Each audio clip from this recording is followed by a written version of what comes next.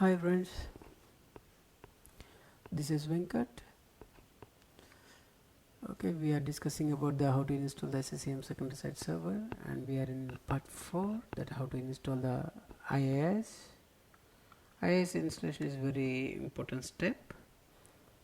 Actually, there is no need to install, because when you are installing the secondary site server, there is a step that automatically the IIS, whatever the features are missing from the IIS installation, it will be automatically done by SCCM as a inbuilt feature. But just to make sure that it is my way, that I always install the IIS just to make sure that everything is working fine. Sorry. Okay, just go to this one. Okay, you are able to, you already joined the domain, you can see that. Click next, next, next, go through with this. See, click web server, add features, and next. Okay, yes, .NET 3.5 is required, and .NET 4.6 automatically will be installed, and bits is important. Go down, see remote differential compression, this is important. Transfer the difference between two objects over a network using minimal bandwidth, that is the purpose. Okay, minimal bandwidth, you need to highlight this one. Okay, that's all. Just click next.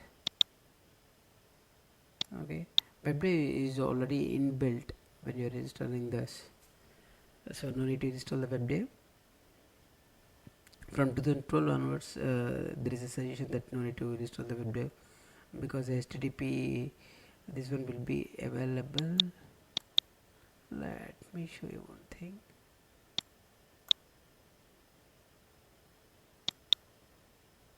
Okay, yep, yeah, Windows authentication is important. Go to application .NET 3.4. okay, 3.5, 4.6, that's all.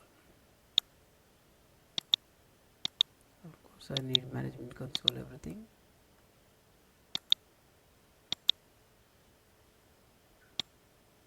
Let me check anything I'm missing. No. Yes. Okay, dynamic content is important. Yep. Okay, yes, since this 3.5 is not available, we need to show the path that where we will get this 3.5, because remaining things we will get it from the automatically inbuilt in the OS, but 3.5 is not. So usually this will be available if you enable the internet, automatically it will get it from internet. Let me enable this one. If you are unable to find it, then you can get it from the Windows server installation path. If you want, I will show that. Let me.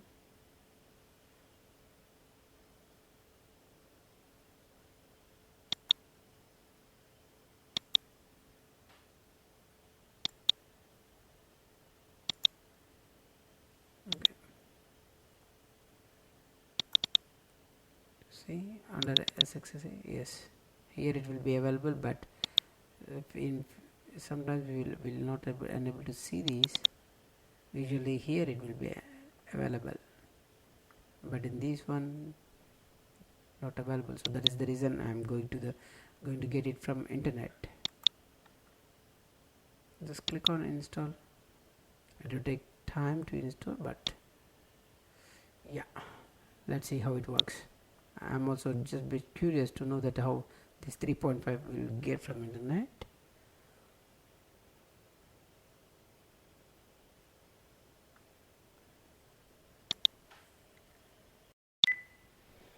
Okay, yeah, this installation succeeded on secondary side. So what are the components installed? Let's say 3.5, of course, yes, this is got this is installed from internet. Lucky. and 4.6 beats. Okay, management tools, ASP 3.5, 4.6 and need for frameworks. That's all. Okay, and Windows authentication, very important. Okay, I always follow Microsoft documentation and Anoop's website.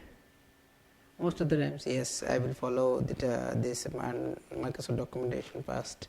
Okay, and then I usually follow my Anoop and Prajwal Desai, Ishwar Kuniti, everyone I follow, because so many legends are there, and to those who are helping to our SCCM community. I'm happy that so many people are coming trying to help to each other. So I'm also giving the same contribution from my end. Okay, let's see here. If you want to install the primary server or go here secondary site server, you need the 3.5 .NET Framework 3.5 is really important, and remote differential compression. Okay, this one we have installed. If you want to see here, see remote differential compression. Okay, this one I showed you also that what is the purpose of this remote differential compression. I have already showed you that it will reduce the, it will compress, it will reduce the network bandwidth. Okay, that is the major benefit from that. Okay, so once IIS installed, let's close this and just do some quick settings. Secondary site, click on default website, authentication, enable bits, yes.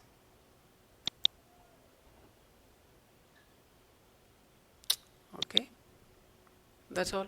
Nothing, you don't need to do anything other than this.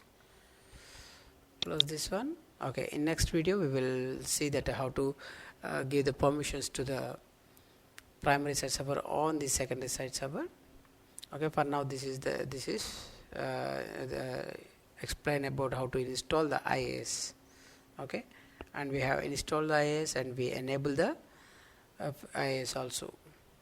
And just make sure, if you want, you can go to the services.